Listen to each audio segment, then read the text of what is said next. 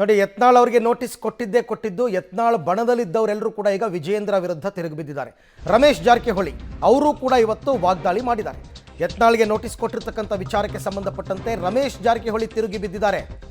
ವಿಜಯೇಂದ್ರ ಪಾಪ ಸಣ್ಣ ಹುಡುಗ, ಇದು ವ್ಯಂಗ್ಯವಾಗಿ ಆಡಿರ್ತಕ್ಕಂಥ ಮಾತು.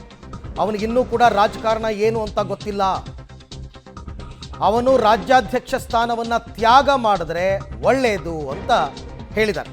ಹೈಕಮಾಂಡ್ ಕೊಟ್ಟಿದ್ದಕ್ಕೆ ಸಮರ್ಥವಾಗಿ ಉತ್ತರ ಕೊಡ್ತೀವಿ ಶೋಕಸ್ ನೋಟಿಸ್ಗೆ, ಅದ್ರ ಬಗ್ಗೆ ಏನು ತೊಂದರೆ ಇಲ್ಲ, ಅದೇನು ದೊಡ್ಡದೂ ಅಲ್ಲ ಅಂತ ರಮೇಶ್ ಜಾರಕಿಹೊಳಿ. ಈ ಕೆಲವರೆಲ್ಲ ಮಾತನಾಡಿದ್ದಾರೆ. ಈಗ ಅವರ ಬಣದವರು ಕುಮಾರ್ ಬಂಗಾರಪ್ಪ, ರಮೇಶ್ ಜಾರಕಿಹೊಳಿ ಇವರೆಲ್ಲರೂ ಕೂಡ ಈಗ ಮಾತನಾಡ್ತಾ ಇದ್ದಾರೆ. ಮಾಡಿ ನಮ್ಮ ಕೋರ್ ಕಮಿಟಿ ಮೀಟಿಂಗ್ ಲಿಂಬಾವಳಿ ಒಬ್ಬರು ಮಾತಾಡ್ತಾರೋ, ನಾ ದಿಲ್ಲಾಗ ಮಾತಾಡ್ತಾರೆ. ನಾ ಇಲ್ಲಿ ನೋಟಿಸ್ 2 ದಿವಸ ನೋಟಿಸ್ ಬಂದ, ನಾನು ಕಡೆ 2 ದಿವಸ ಆಯ್ತು. ಇವತ್ತು ನಿಮ್ಗೆ ಗೊತ್ತಾಗಿದ್ರಿ ಮೀಡಿಯಾದಾಗ ಅದೊಂದು ಕಟ್ ಆ್ಯಂಡ್ ಪೀಸ್ ಮಾಡಿ ನಂದು ಮಾಡಿದ್ರಲ್ಲ, ಕಟ್ ಆ್ಯಂಡ್ ಪೀಸ್ ಮಾಡಿ ನಾ ಬರೋದಿಲ್ಲ ಅಂದಷ್ಟು ತೋರಿಸ್ಯಾರ ಹೈಕಮಾಂಡ್ಗೆ.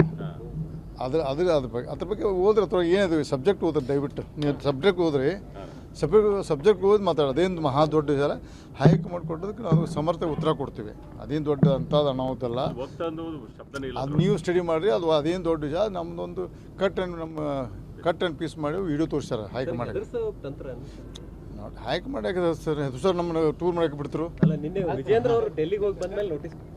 ನೋಡ್ರಿ, ವಿಜಯೇಂದ್ರ ಅವರು ಪಾಪ ಸಣ್ಣ ಹುಡುಗ, ಅವಾಗ ರಾಜಕಾರಣ ಗೊತ್ತಿಲ್ಲ. BS ಯಡಿಯೂರಪ್ಪ ಅವರು ಹುಟ್ಟು ಹೋರಾಟಗಾರ, ಅವ್ರಿಗೆಲ್ಲ ಗೊತ್ತಿದೆ. ಪಾಪ ವಿಜಯೇಂದ್ರ ಸಣ್ಣ ಹುಡುಗ, ದಯವಿಟ್ಟು ಇದನ್ನ ಬಿಟ್ಟು ತ್ಯಾಗ ಮಾಡಿದ್ರೆ ಒಳ್ಳೇದು. ಮುಂದಿನ ಫ್ಯೂಚರ್ ಮತ್ತು ವಯಸ್ಸಾಗ ಅಧ್ಯಕ್ಷ ಇವತ್ತು ಬಿಟ್ಟರೆ ಒಳ್ಳೇದು. ನಮ್ಮ